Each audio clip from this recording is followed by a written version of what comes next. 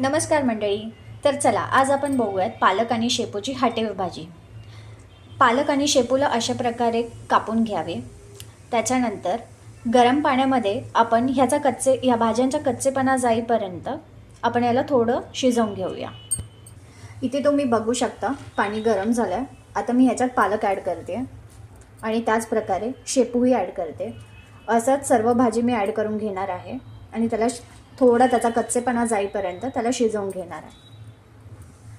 आता जोपर्यंत आपली भाजी शिजते तोपर्यंत मी शेंगदाणे भाजून घेते. भाजीला टाकण्यासाठी वाटण तयार करते. मी साधारणपणे 5 मिरच्या घेतल्या आहेत, हिरव्या मिरच्या, आणि लसूणच्या पाकळ्या 12 ते 13 पाकळ्या आहेत लसूणच्या. जिरं, थोडं मीठ. आता याला आपण मिक्सरमधून काढून घेऊया. पूर्णपणे पेस्ट करून घ्यायची नाही आहे, थोडासा असा अबडधोबडच वाटायचा. आता मी शेंगदाणा वाटून घेते. शेंगदाणे हे आपण भाजून घेतलेले आहेत, ते आपण वाटून घेऊया. चला, तर इथे आपलं आता वाटण दोन्ही पण तयार झालेलं आहे. इथे भाजी ही आपली शिजवून त्याचं पाणी मी मस्तपैकी गाळून घेतलेलं आहे. हे पाणी आपण पुढे भाजी बनवतानाही यूज करणार आहोत. आणि आता ह्या भाजीला मी मिक्सरमध्ये बारीक वाटून घेणार आहे. भाजी पूर्ण पेस्ट नाही बनवायची आहे भाजीची. थोडीशी इथे अशी दिसते तशी थोडीशी अबडधोबड टाईपमध्येच भाजी मिक्सरला लावून घ्यायची आहे. आता मी ह्याच्यामध्ये थोडीशी ज्वारी ॲड करते, ज्वारीचं पीठ ॲड करते. ज्यांच्याकडे ज्वारीचं पीठ अवेलेबल नसेल त्यांनी बेसन पीठ जरी ॲड केलं तरी चालेल. हे घट्टपणा येण्यासाठी ॲड करू शकतो. झाल्यानंतर इथे जिरं टाकते मी, तो ॲड करूया. शेंगदाण्याचा कूट ॲड करूया. आता इथे आपली शेंगदाणा चांगला झाला भाजून, तर आपली इथे भाजी ॲड करून देऊया. मगाशी आपण गाळून घेतलेलं पाणी होतं पालकचं आणि शेपूचं, तेच आपण आता इथे यूज करणार आहोत.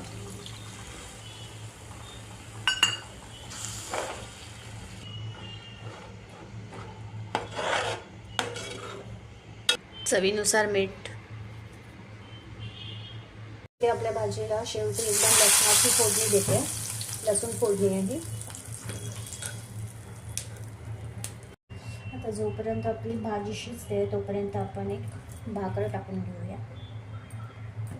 ही ज्वारीची भाकर बनवत आहे मी.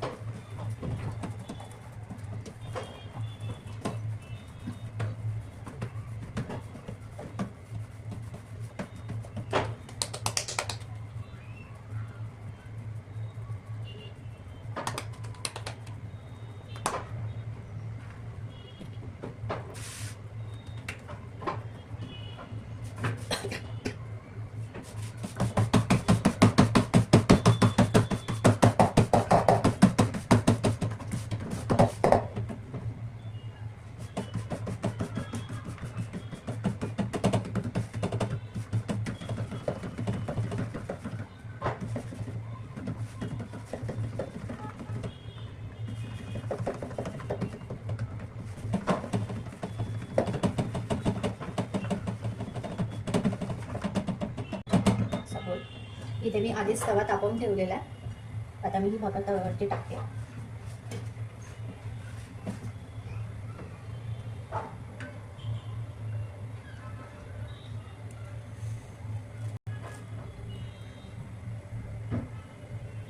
त्याच्यावरून थोडंसं पाणी फिरवा.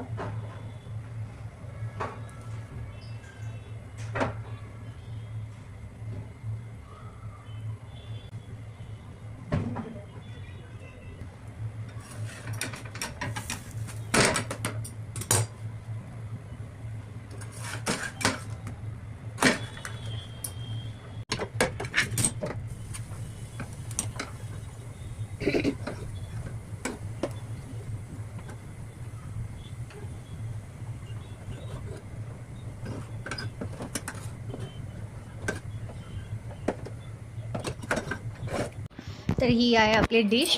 जर तुम्हाला माझी रेसिपी आजची आवडली असेल तर please like share and subscribe करायला विसरू नका. थँक्यू.